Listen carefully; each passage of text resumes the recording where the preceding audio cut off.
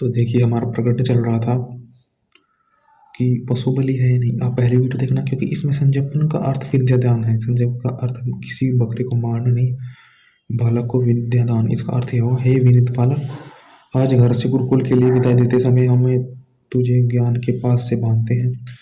माता पिता सहोदर भाई टोली के साथी सब तुझे प्रसन्न होकर गुरुकुल के लिए विदा करते हैं। गुरु पत्नी कहती है कि मैं तेरी वाणी को शुद्ध करती हूँ, तेरे प्राण शुद्ध करती हूँ, तेरे लिंग को शुद्ध करके तुझे उनके विषय में सिखा करके तेरे चरित्र को बनाती हूँ। शुद्ध होने से स्नातक होते समय उसे आशीर्वाद दिया जाता है कि तेरी वाणी फूले फले, तेरे प्राण फूले। तो स्नातक बन गए। इन वाणियों को, इनको इंद्रियों को सही कार्य में लगा, तो इसलिए तो उसको आशीर्वाद दे रहे हैं। इसका अर्थ ये है पशु बलि नहीं। पशु का अर्थ बालक। तो वेदों का अर्थ यौगिक अर्थों से किया जाता है। जैसे अथर्ववेद में अश्वा भवस्त वाजिनो गावो भवत वाजिन। तो उसका अर्थ अगर हम योग नहीं करेंगे तो उसका अर्थ ऐसा गलत बनेगा कि घोड़े घोड़े हो जाएं, गायें घोड़े हो जाएं।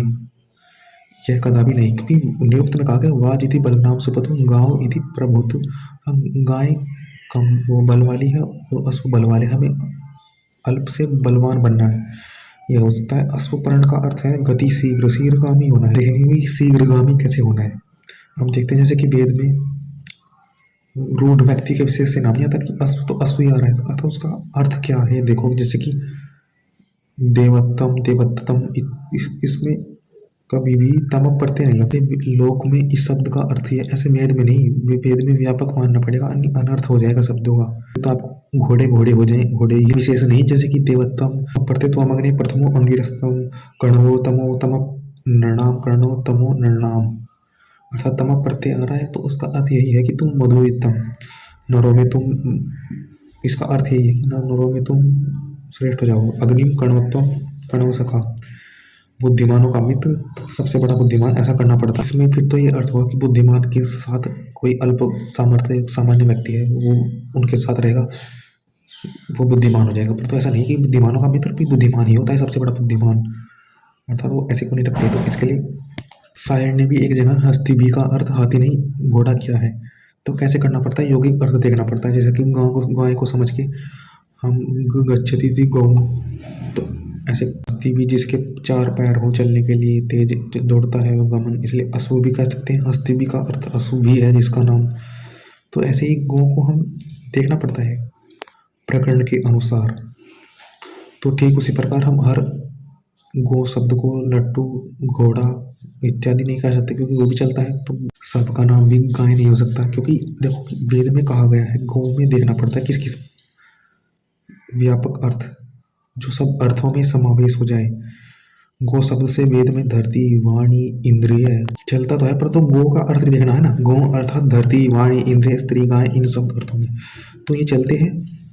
कौन कौन, धरती भी चलती है अन्न देने के लिए, और धरती वाणी इंद्रिय। तो इससे पता लगता है कि प्रिय वस्तु को उत्पन्न करने के लिए गति करना, जैसे स्त्री संतान को चलिए गो का अर्थ समझना होता है। इंद्रिय चलती है सम्यक ज्ञान के लिए, ज्ञान देने के लिए।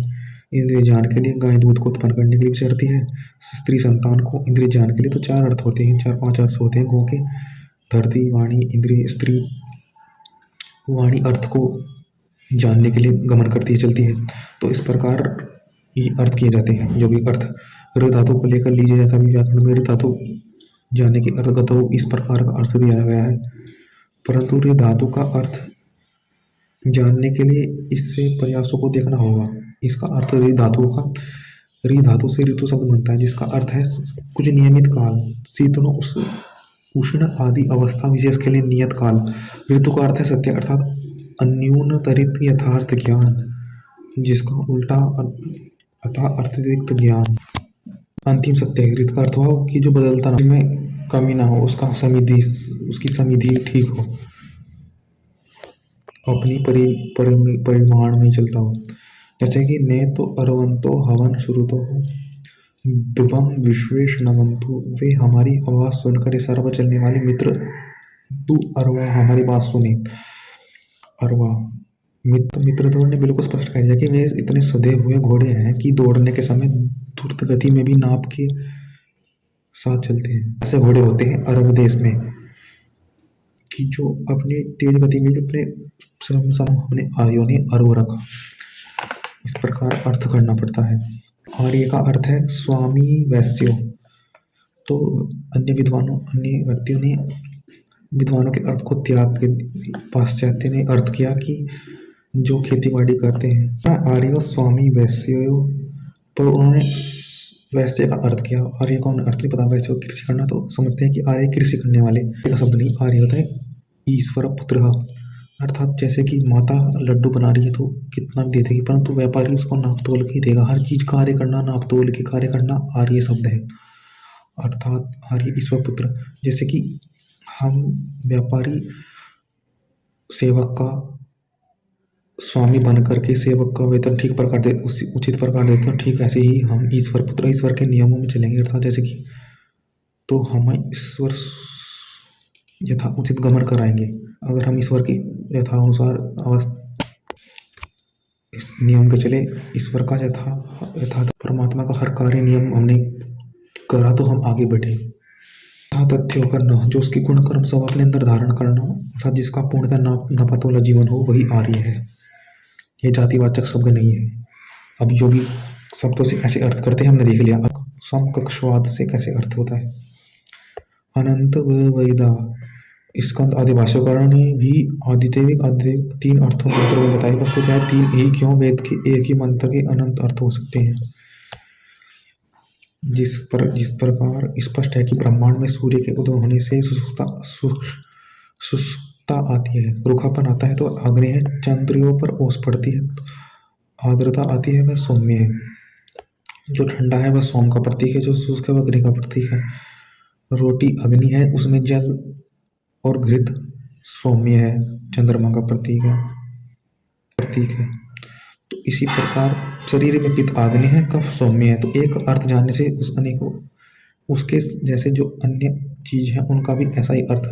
जिस प्रकार जल सोम है, आकाश में सूर्य अग्नि है, चंद्र सोम है, ऐसे ही हम कर सकते हैं, पित्त का अर्थ कर सकते हैं। और यदि वेद के किसी एक अर्थ के क्षेत्र को ठीक ठीक जान ले तो हर क्षेत्र में उन शब्दों का अर्थ जानना सुगम हो जाएगा। वैसे ही संगत से लगा करके समक्ष से ही उसके जैसे ग्रीष्म आग्नेय है, वर्षा सोम है, तो ऐसे अर्थ जान सकते हैं। जैसे कि क्रतु और दक्ष का अर्थ मित्र और वरुण है।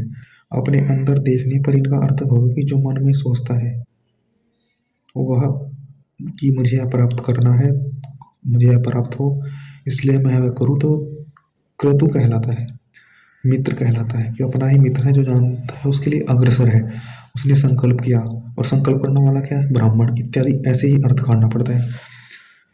और अब उसने संकल्प किया, अब वह संकल्प फल समृद्ध हो तो वह दक्ष कहलाता है कि जो उसे मिल गया, जो चाह रहा था अब उसमें कर्म कर रहा है, तो दक्ष करने वाला क्षत्रिय, ब्राह्मण क्रतु, मित्र क्या ब्राह्मण, और वरुण क्या क्षत्रिय, ऐसे अर्थ होता है। जैसे कि छांदोग्योपनिषद में भी आता है कि प्रस्ताव, आलाप, उद्गीत,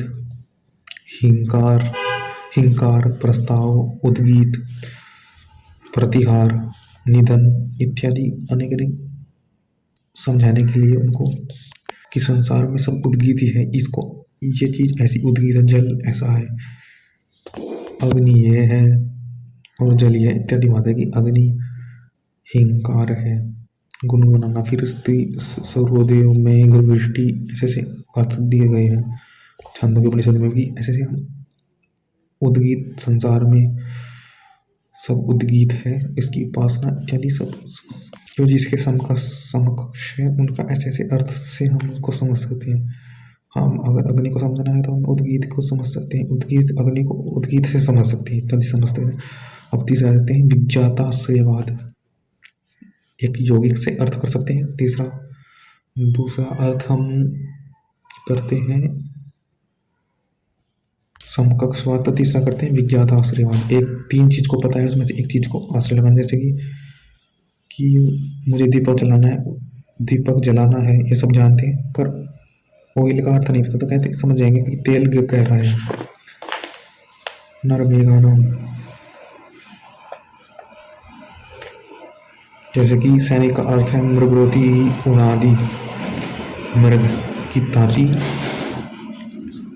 जैसे कि सब देव को अमर बताते हैं, परंतु वेदों में देव को मरता कहा गया है, मरिया, अर्थात वह अमर है, दुष्टों को मारते हैं, ऐसे अर्थ करना पड़ता है ना, क्योंकि मरता शब्द किसके लिए आया है, मृग धातु से, उनको नर भी आया क्योंकि नर है तो नर मरुत शब्द से सैनिक आता है। मरुत मरुत वायु देवता भी होता है, पवन देवता जिसको अन्य लोग मानते हैं कि पवन का देवता।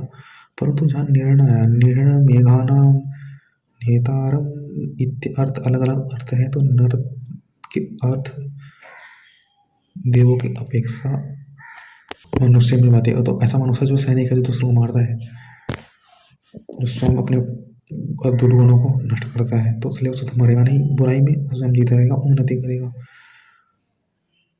श्रेष्ठ गति पर जाएगा। तो ऐसा इसलिए तो कहा गया कि मरता नहीं, श्रेष्ठ गति पर जाता है, दूसरों को मारता है। इसलिए मरुत का अर्थ सैनिक भी हुआ वेद के अर्थ में, सतपथ के अर्थ में, वेद के अर्थ में विज्ञात आश्रयवाद से।